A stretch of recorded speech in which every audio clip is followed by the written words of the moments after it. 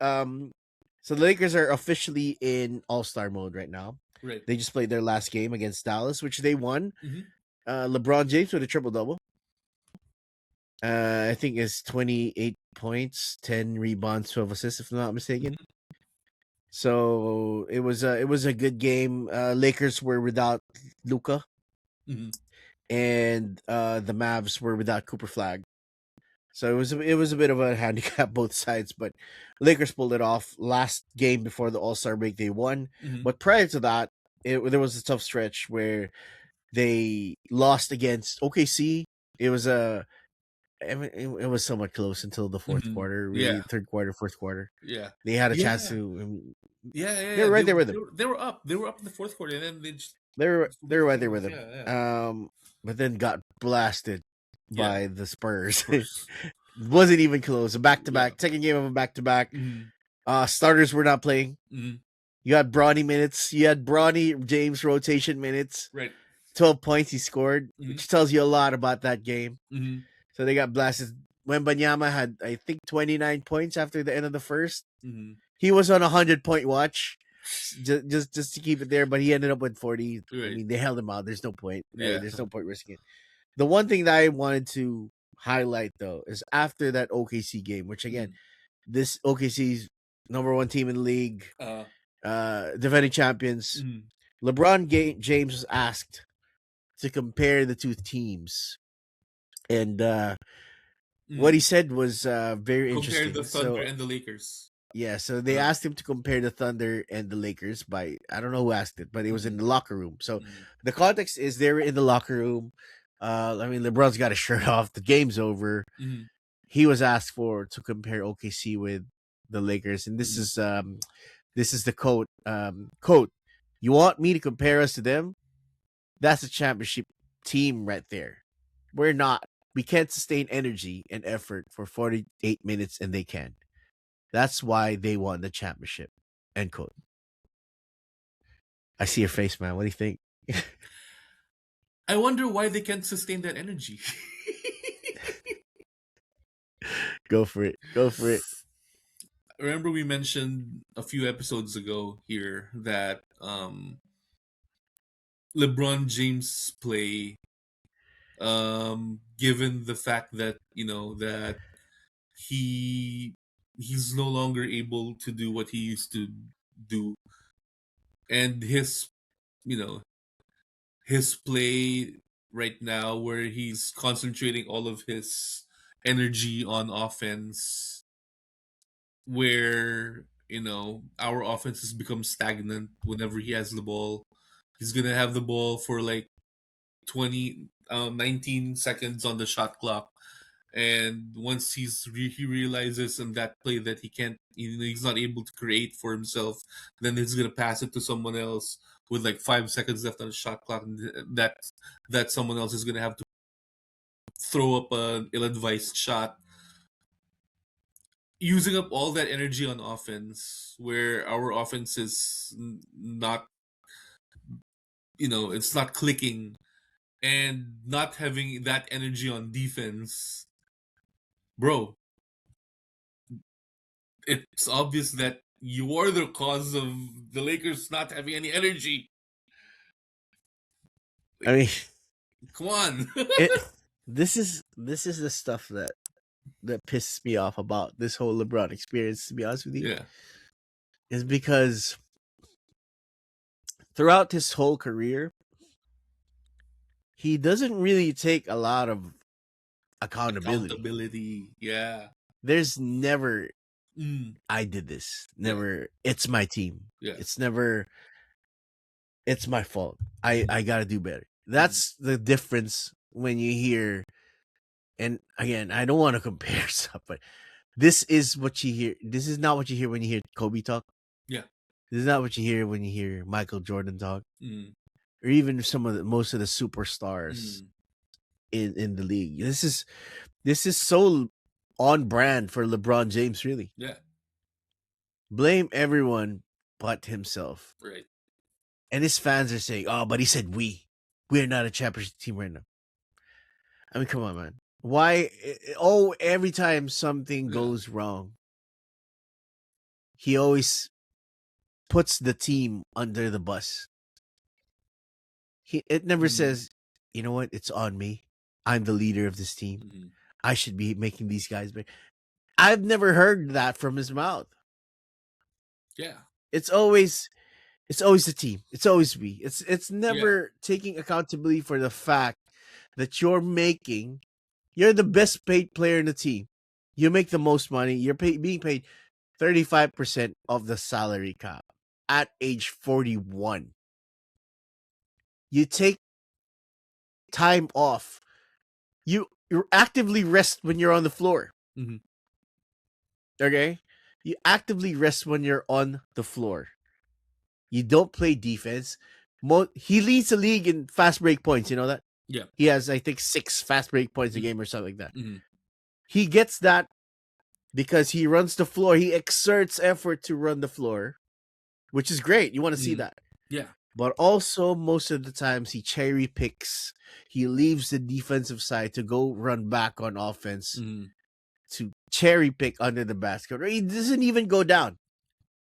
He doesn't even go down the floor Yep. to play defense and just stays there and just gets the pass back for the cherry pick. That's why he's getting so many fast break points. Mm-hmm. So he's about scoring. I think he's scoring 21 points per game right Right. now. So the 6 of that is just for fast breaks. Mm-hmm. So he's not hitting a lot of threes either. So Yeah. you know what the hell? Most of his offense is on assisted field goals now. He Mm-hmm. cannot create any more for himself Mm-hmm. because he's lost a lot of his first step, a lot of his explosiveness. He's lost so much of his game. And to add to that, he's resting on the floor every time he's there. I think he's playing career low minutes right now, 33, Right. if I'm not Uh-huh. mistaken. 33 Yeah. something, around 33 Mm-hmm. minutes per game. That's a career low. Yeah. You're playing so much less than what you usually play, and you still rest on the floor. Yeah. So I mean, what are you expecting the team to do here when you're taking up this much of the cap space that your team is allowed to work with Mm-hmm. under this apron era? Mm-hmm. How are you gonna get depth if that's the case? You're asking for depth. You're asking for help all every year that you've been with the Lakers. So how do you think they expect that to happen after the Yeah. Westbrook trade that you forced in the first place?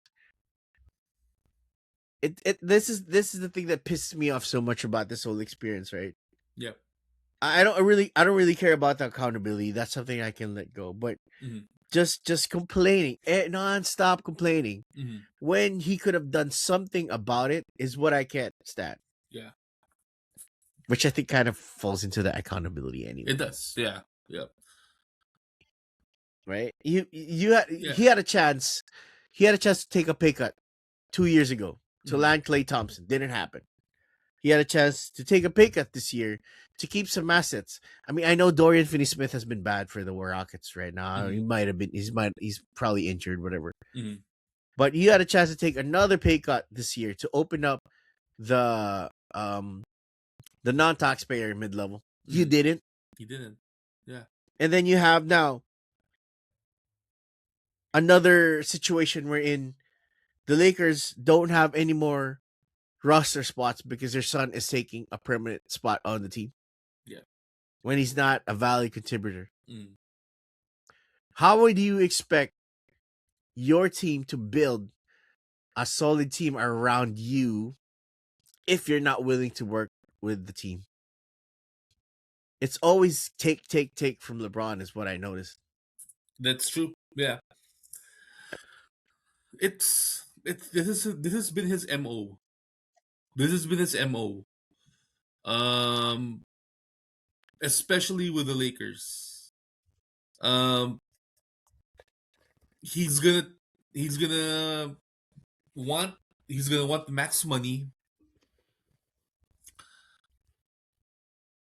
and he's gonna want the max money even if the numbers, the effort on defense, the cherry picking and just the decline in his game clearly shows us that he's no longer worth the max money.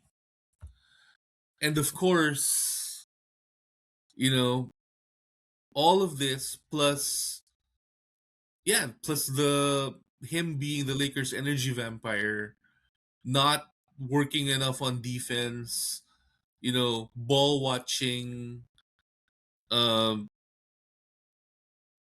not wanting, and not wanting the contact, not you know, not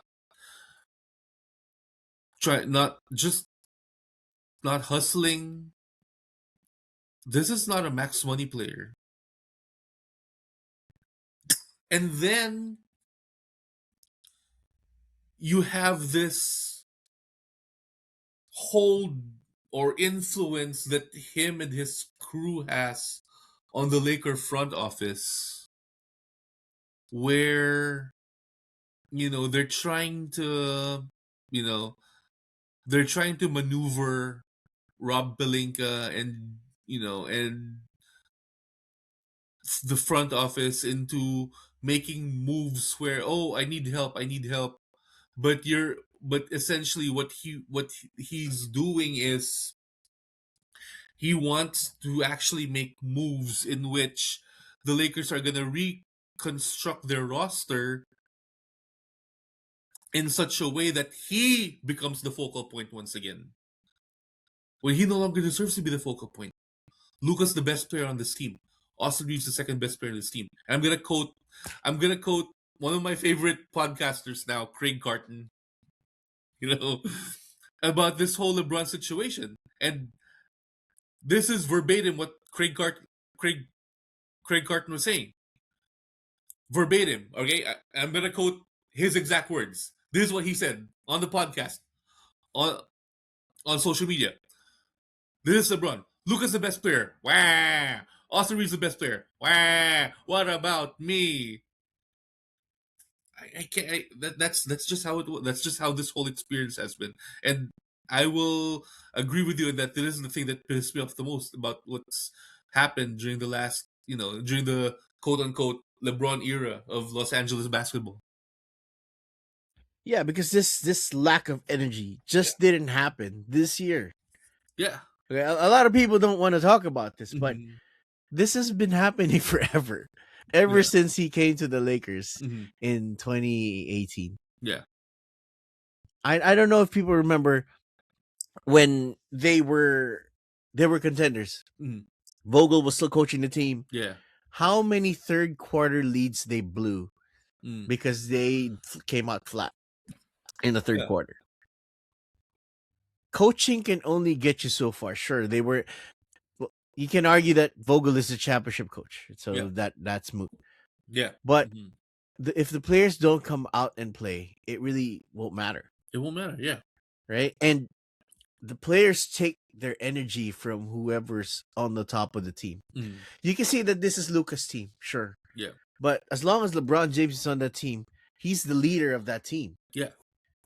Luca's just the best player, but LeBron is your leader. He is number 2 on people's all-time lists for a reason. LeBron is the Why are captain. Yeah. we moving the goalposts?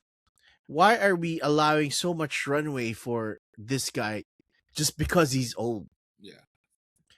If you're going to be using the argument that he's old for the energy issues, then you can't use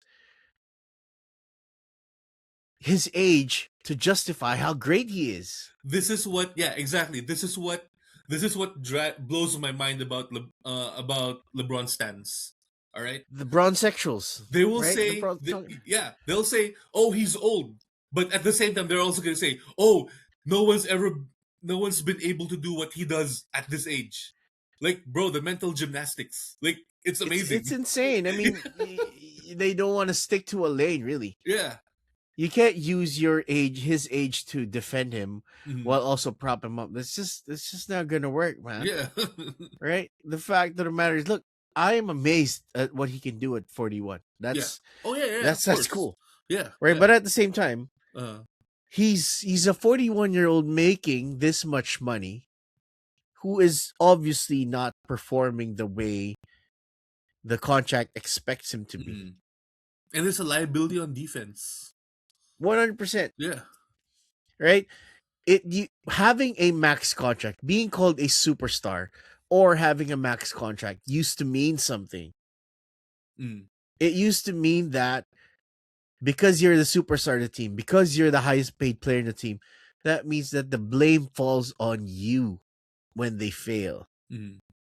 Because you're taking up this much space of this salary cap that's league wide Mm. that everyone has to abide to. The max money means you're the cornerstone of the franchise. You're basically, and this is how it was, like with Jordan, with Shaq, all these people who've been on max contracts. Max contract means you're the cornerstone of the franchise, and wherever you go is where the franchise is gonna go. And this is what's happening. Where he's on max.